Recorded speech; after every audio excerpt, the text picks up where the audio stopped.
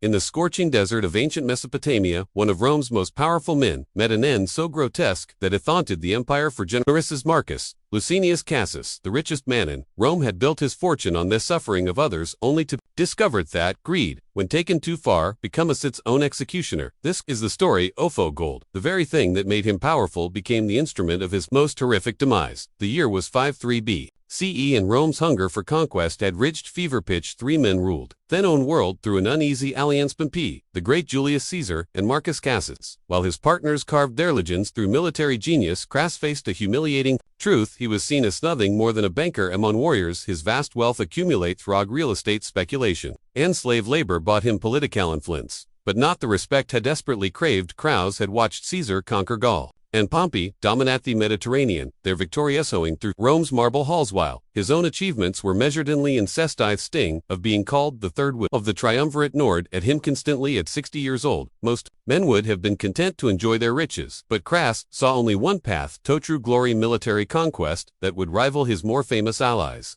The Parthian Empire beckoned like a golden prize beyond Rome's eastern frontiers, stretching from the Euphrates to Indus. This vast kingdom controlled the lucrative silk and spice routes that connected east and west. Crassus convinced himself that conquering Parthia would not only bring military glory but also unimaginable wealth, enough gold and to make even his fortune seem modest. The Senate, suspicious of his ambitions, refused to grant him the traditional declaration of war, but Crassus pressed forward regardless. In 55 BCE, Crassus arrived in Syria as governor, immediately beginning preparations for his grand invasion. He ignored the warnings of local commander Schwo, understood Parthian military tactics, dismissing their concerns. As cowardice, the desert kingdoms had always fallen to Roman discipline and engineering. Why should path be different? His confidence was bolstered by intelligence reports suggesting general strife within the Paththeon court, making them appear vulnerable to a decisive Roman strike. Crassus assembled a massive force, 7 legions totaling nearly 40,000 men, supported by 4,000 cavalry and an equal number of light infantry. The army represented one of the largest expeditionary forces Rome had ever assembled for eastern conquest. Among his officers was his beloved son Publus, a proven warrior who had served with distinction under Caesar in Gaul.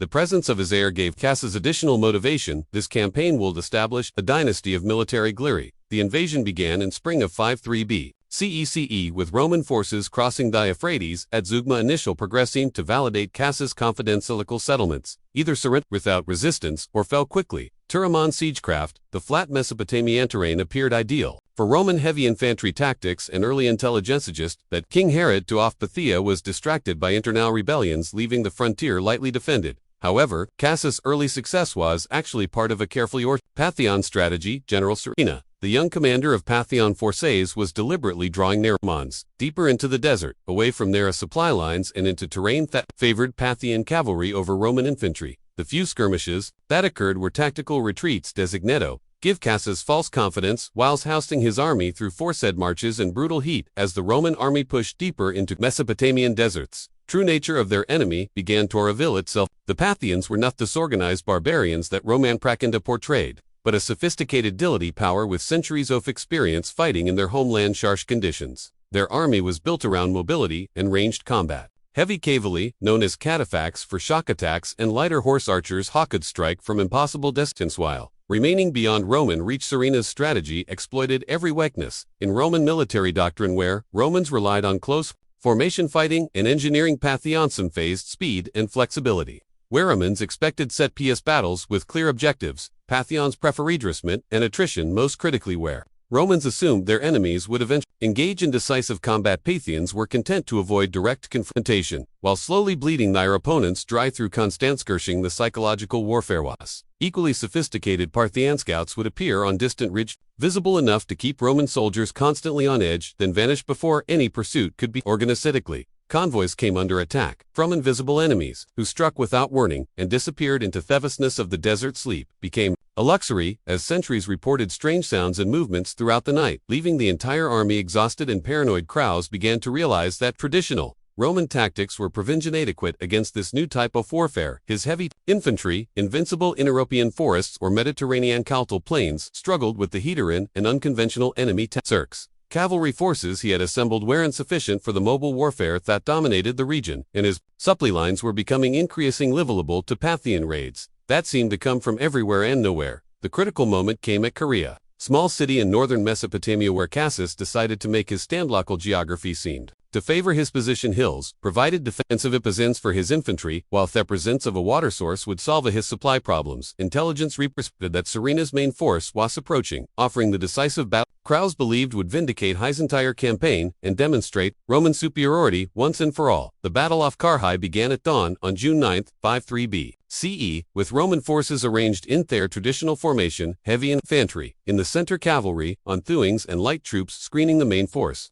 Crowes positioned himself with center while his son Publius commanded the right-wing cavalry. The formation looked impressive in Themerning, light standards gleaming and armor polished representing the finest military machine. The ancient world had ever seen. Serena's approach revealed the true brilliance of Parthian military science. Instead of a traditional army formation, the Romans faced something they had never encountered: a pure like Avali force that moved like a single organism across the desert floor. The Paththeon heavy cavalry armored from head to toe in gleaming metal scales, the center, while thousands of horse archers flowed around them like water, creating a constantly shifting tactical situation that Roman commanders couldn't predict or counter. The battle pinned with a massive Paththeon arrow barrage that darkened the sky above their Roman formation. Unlike previous enemies who would exhaust their ammunition quickly, the Parthians had organized deftly trains of fresh arrows that kept their archers constantly supplied. Roman shields designed to stop spears and proved inadequate against the sustained missile bombardment that continued hour after hour, with Outrastite gradually wearing down Roman morale and effectiveness. Publius, Cassius, and eager to prove himself, made at the fatal decision to break formation, charged the Parthian center with his cavalry wing. This played directly into Serena's strategy. The heavy catifax absorbed the Roman charge while horse archers surrounded the exposed cavalry force, cut off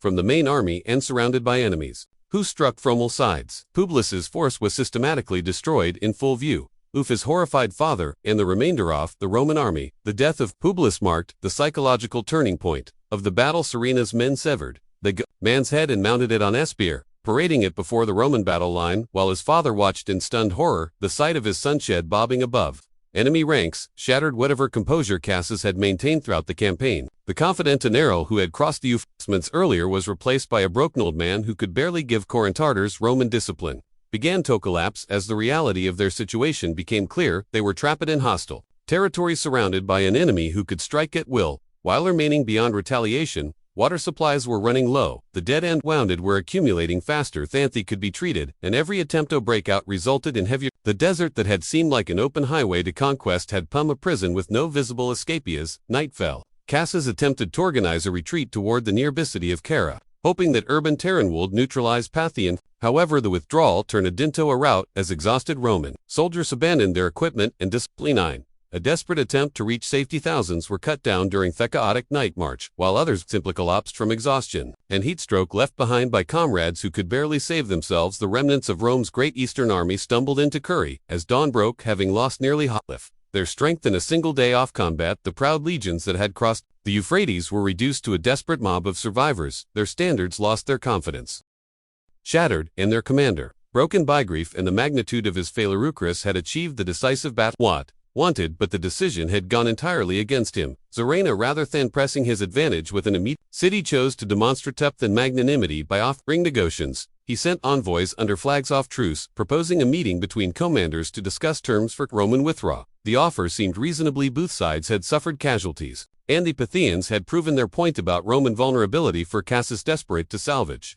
something from the disaster, the proposal offered hope of saving at least some of his men. The meeting was arranged to take place in neutral ground between the two armies, with both commanders accompanied by small retinues of officers. Crossed despite warnings from subordinates who suspected treachery, agreed to the parleys. Desperation to end the nightmare overcome his tactical judgment. He believed that some honorable solution was possible, that his great gamble hadn't resulted in complete catastrophe, Rome, and personal ruin for himself. What happened next remains disputed among ancient historians, but the outcome was clear enough. The meeting erupted into violence, with Parthian soldiers overpowering the Roman delegation. Whether this was premeditated treachery or the result of misunderstandings and mutual suspicions, Crassus found himself a prisoner of the man who had disarmed the army and killed his son. The richest man in Rome was now entirely at the mercy of enemies who had every reason to hate what he represented. Serene's treatment of his captive revealed the death of Parthian anger toward Roman ambitions. This was not merely a defu tendril to be ransomed or executed quickly. Crassus represented everything the Parthians despised about Roman expansion. His invasion had been unprovoked aggression, motivated purely by greed and ambition. launched without regard for sovereignty, or thelives, that would be lost in pursuit, office, personal glory, the decision to execute Crassus, in a manner befitting his character and crimes, reflected both Parthian justice and their understanding of symbolic messaging in a culture that valued honor and measured character by actions rather than wealth. Crassus embodied everything contemptibly about Roman values. His death needed to send a message, not just to Rome, but to any future invaders, who might mistake Apindaean territories for easy conquest. Method chosen was both practical and deeply symbolic. Molten gold, the metal thought had defined Crassus' life and motivated his disastrous invasion, would become the instrument of his death. Parthian craftsmen heated gold until it liquid form, creating a substance that would burn through human tissue while carrying profound symbolic meaning.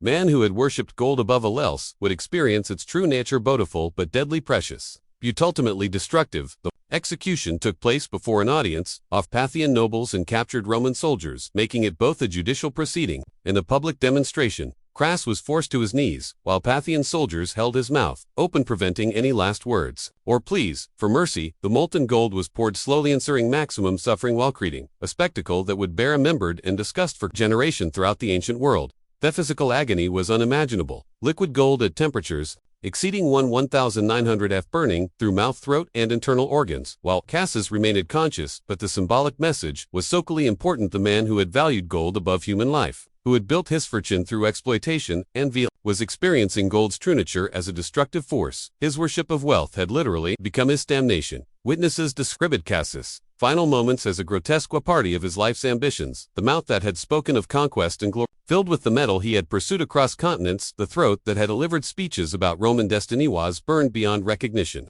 The body that had enjoyed luxury beyond imagination was transformed into a warning about the consequences of unchecked greed and ambition. The aftermath of Crassus' death sent shockwaves throughout the ancient world that extended far beyond the immediate military disaster. News of the execution reached Rome within weeks, creating panic among the ruling class, who suddenly realized that their eastern frontier was not secure and that their enemies possessed both the capability and willingness to inflict humiliating feats on Roman arms. The myth of Roman invincibility, carefully cultivated through centuries of expansion, had been shattered in the Mesopotamian desert. The political consequences within Rome, where immediate and severe, the triumvirate had dominated Roman politics. 4 years was broken, leaving Pompey and Caesar as rivals rather than partners, without Crassus' wealth and influence to balance their competing ambitions. That while remaining strong, began the political maneuvering that would eventually lead to civil war and the end of the Roman Republic in death. Crassus had inadvertently triggered the very he had sought to avoid through Eastern conquest. Parthian treatment of other Roman prisoners demonstrated that Crassus' execution was not merely sadistic cruelty, but part of a calculated strategy to deter future Roman aggression. Many surviving souls settled in remote regions of the Paththeon Empire, where they established communes and gradually assimilated into local populations. These former Romans served as living examples of Parthian mercy toward those who had not chosen war, contrasting sharply with the fate of their commander who had initiated the conflict. The symbolic presence of Crassus' death extend throughout the ancient world, inspiring artists, writers, and philosophers. For generations, the image of molten gold bung poured into the mouth of Rome's richest man became a powerful metaphor for the dangers of excessive materialism, unchecked ambition. Plutarch, writing more than a century later, used the execution as a moral lesson about the corrupting influence of wealth and the consequences of hubris. Modern historians continue to debate the exact tales of Crassus' death, with some questioning whether the molten gold story is literal truth or symbolic. Priest Iona. The broader historical saga remains clear. The execution marked a turning point in Roman expansion eastward and demonstrated that empire's enemies were capable of sophisticated psychological warfare that went beyond mere military tactics. The manner of death, whether precise, not captured essential truths about the conflicts, meaning the nation of Crassus remains, became part of Parthian propaganda efforts, with his head allegedly sent to the court of King Carrhae, to where it was used as a prop in theatrical performances. Mocking Roman pretensions, some accounts suggest that Parthian actors used the severed head during performances of Euripides' Bacchae, with Crassus representing the tragic figure whose excessive ambitions led to destruction. These theatrical present turned Roman defeat into ongoing entertainment for Parthian audiences. Archaeological evidence from the battlefield at Carrhae continues to yield insights into the scope of the Roman disaster, with weapons, armor fragments, and skeletal remains. Paint picture of complete military catastrophe. The artifacts tell the story of a professional army that was systematically destroyed by enemies. How understood both the tactical situation and the psychological dimensions of warfare. Roman military manuals were revised based on lessons learned from Death, but the damage to imperial prestige could never be fully repaired. Legacy of Crassus' death influenced Roman foreign policy for decades, making subsequent emperors more cautious about Western adventures and more respectful of Parthian military capabilities. The disaster demonstrated that Rome's enemies were not simply barbarian Trebesto be conquered through superior discipline and engineering, but sophisticated civilizations with their own military traditions and strategic thinking. This recognition marked the beginning of a more mature phase in Roman expansion that emphasized the diplomacy alongside military force. The history of Marcus Crassus serves as atomless warning about the dangers of personal ambition to override wisdom and restraint. His transformation from successful businessman to military dictator illustrates how individual character flaws can have consequence far beyond personal failure, affecting gentile civilizations and altering the course of history. The molten gold that killed him remains a powerful symbol of who the things we desire most intensely can become the instruments of our destruction in our modern world, where wealth, inequality, and political ambition continue to shape global events. The death of Crassus offers sobering lessons about the relationship between power and responsibility. His story reminds us that true leadership requires more than accumulating resources. It demands wisdom and understanding of the broader consequences of our actions. The golden throat that silenced Rome's richest man continues to whisper warnings across the centuries about the price of unchecked greed and the importance of knowing when enough is truly enough.